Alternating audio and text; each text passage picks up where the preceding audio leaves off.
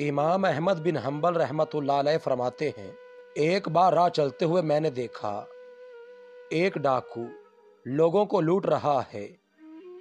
कुछ दिनों बाद मुझे वही शख्स मस्जिद में नमाज पढ़ता नजर आया।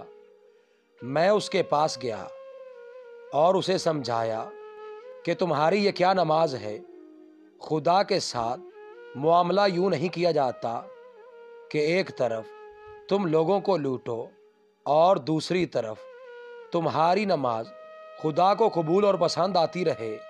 डाकू बोला, इमाम साहिब, मेरे और खुदा के माबैन तकरीबन सब दरवाजे बंद हैं।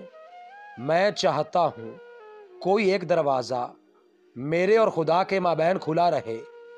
कुछ अरसा बाद मैं हज पर गया।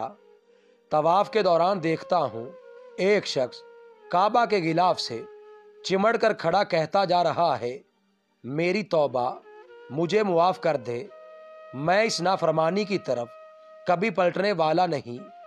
मैंने देखना चाहा कि इस बेखुदी के आलम में आहें भर भर कर रोने वाला कौन खुशकिस्मत है। क्या देखता हूँ ये वही शख्स है जिसे मैंने बगदाद में डाके डालते देखा था। तब मैंने दिल में कहा, खुशकिस्मत था जिसने खुदा की तरफ जाने वाले सब दरवाजे बंद नहीं कर डाले।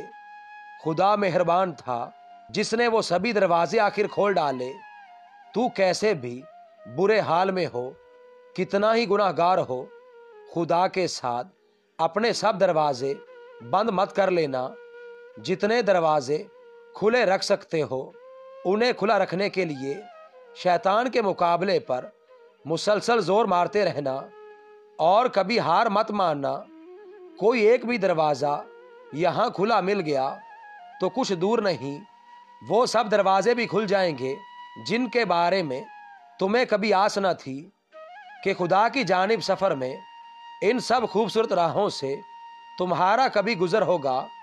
अल्लाह ताला का इरशाद है, फरमा दीजिए कि ऐ मेरे बंदो, जिन्होंने अपनी जानों पर ज़्यादती कर ली है, खुदा की रहमत से ना उम्मीद ना होना। खुदा तो सब गुनाहों को बख्श देता है और वो तो बख्शने वाला मेहरबान है। रुजू कर लो अपने परवरदिगार से इससे पहले कि तुम पर अज़ाब वाक़े हो। ख्याल रखना, खुदा की जानिब कभी पुश्त मत करना।